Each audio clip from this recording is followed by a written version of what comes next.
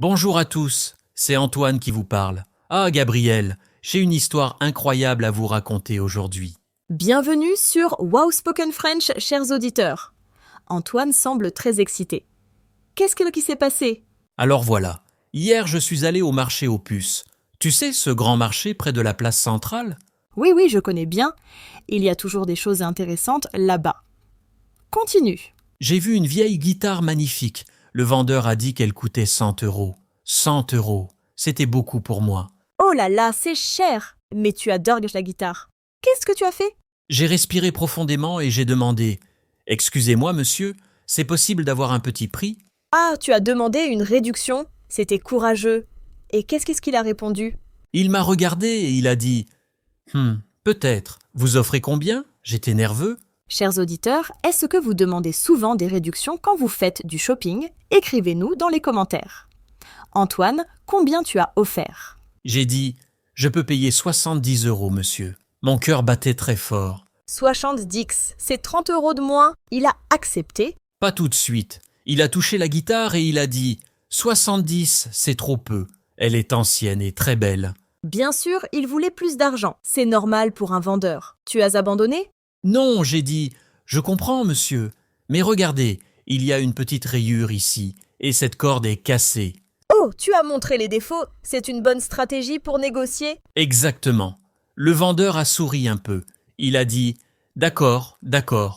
80 euros, prix final. » 80, c'est 20 euros de réduction. Tu as accepté? J'ai réfléchi quelques secondes, puis j'ai dit « Marché conclu, monsieur. » Nous avons serré la main. Fantastique. Tu as économisé 20 euros. La guitare joue bien.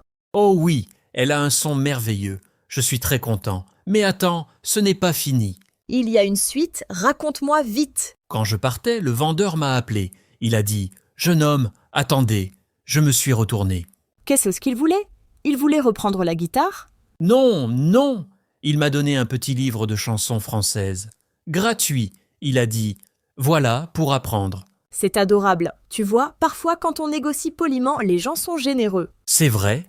J'ai appris quelque chose d'important. Demander une réduction, ce n'est pas impoli si on est respectueux. Absolument. Chers auditeurs, quelle est votre expérience? Vous avez déjà négocié un prix? Racontez-nous dans les commentaires. Aujourd'hui, je vais vous apprendre quelques phrases utiles pour demander une réduction. C'est simple. Oui. Première phrase. C'est possible d'avoir une réduction? Simple et direct. Deuxième phrase. Vous pouvez faire un meilleur prix? C'est très courant au marché. Troisième phrase. Je peux payer moins? Courte et facile à retenir. Quatrième phrase. Quel est votre meilleur prix? On demande directement le prix minimum. Et cinquième phrase. C'est un peu cher pour moi. On explique notre situation. Ces phrases marchent bien dans les marchés, les brocantes et les petites boutiques. Attention, dans les grands magasins, on ne peut généralement pas négocier. Les prix sont fixes. Exactement. Et rappelez-vous, il faut toujours être poli et souriant. C'est très important. Gabriel a raison. Un sourire et des mots gentils ouvrent beaucoup de portes. Hier soir, ma sœur Sophie a téléphoné. Elle voulait aussi apprendre à négocier. Ah bon? Pourquoi? Elle a besoin d'acheter quelque chose? Oui, elle cherche un vélo d'occasion. Elle a trouvé une annonce en ligne pour 80 euros. Un vélo à 80 euros, c'est raisonnable, mais elle veut payer moins? Oui, elle est étudiante. Son budget est serré. Je lui ai donné des conseils. Quels conseils tu lui as donné? Nos auditeurs veulent sûrement savoir. D'abord, j'ai dit « Sophie, regarde bien le vélo. Vérifie tout. Les freins, les roues, le guidon. » Très bon conseil. Si on trouve des problèmes, on peut justifier une réduction. Ensuite, j'ai dit « Demande poliment. Dis « Bonjour, votre vélo m'intéresse beaucoup. Le prix est négociable ?» Parfait. On montre de l'intérêt, mais on demande si la négociation est possible. Et j'ai ajouté « Si le vendeur dit oui, propose un prix raisonnable. Pas trop bas, pas insultant. » C'est crucial. Si on offre un prix ridicule, le vendeur peut être offensé. Exactement. Sophie a dit « D'accord, je vais offrir 65 euros, c'est 15 euros de moins. » 15 euros de réduction, c'est bien. Et alors? Elle a acheté le vélo? Pas encore. Elle va voir le vélo demain. Elle est un peu nerveuse mais excitée. Chers auditeurs, vous avez des conseils pour Sophie? Qu'est-ce qu'elle doit dire? Écrivez dans les commentaires. Tu sais, Gabriel, négocier, c'est aussi une question de culture. En France, on peut négocier dans certains endroits. C'est vrai, mais dans les marchés de fruits et légumes, parfois le vendeur fait un prix si on achète beaucoup. Oui, la semaine dernière, j'ai acheté 5 kilos de pommes.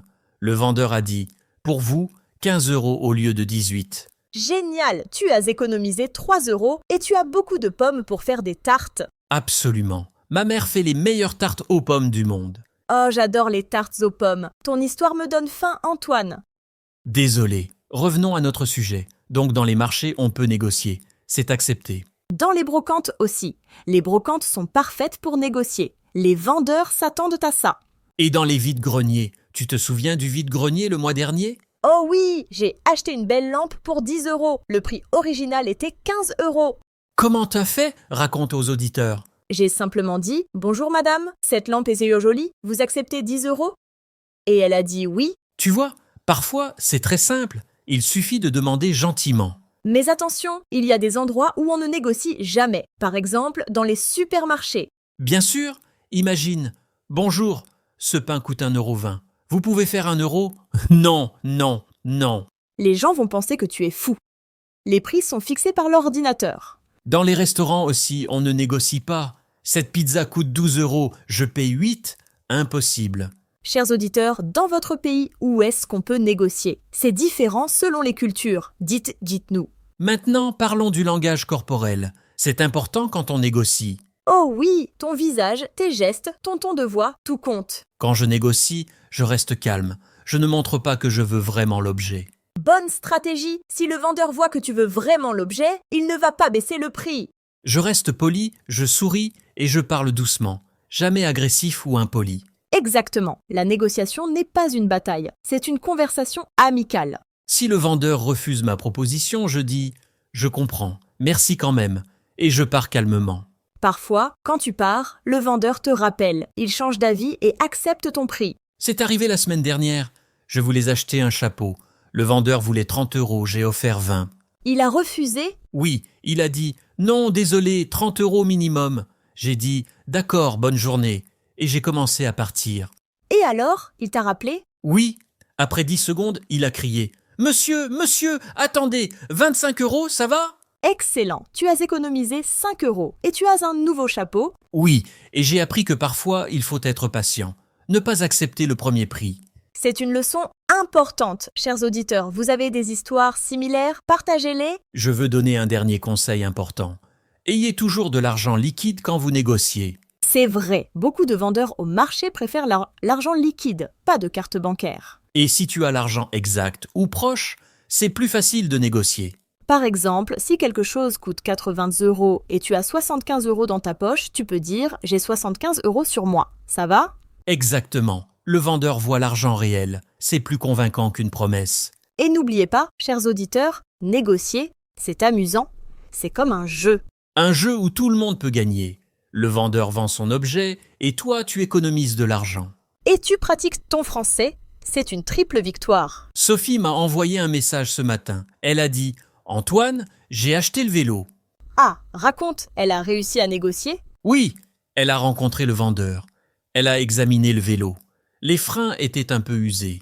Ah, un défaut, parfait pour négocier. Elle a dit « Bonjour monsieur, le vélo est bien, mais les freins ont besoin de réparation. Je peux payer 60 €.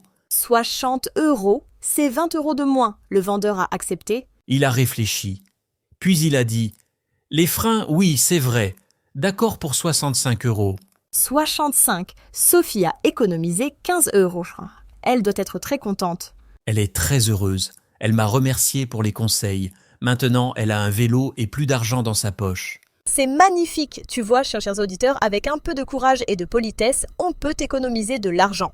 Et on peut avoir de belles conversations avec les vendeurs. C'est une expérience culturelle. Absolument. Négocier, c'est aussi rencontrer des gens, écouter leurs histoires. Le vendeur de la guitare m'a raconté que cette guitare appartenait à son père. C'était émouvant.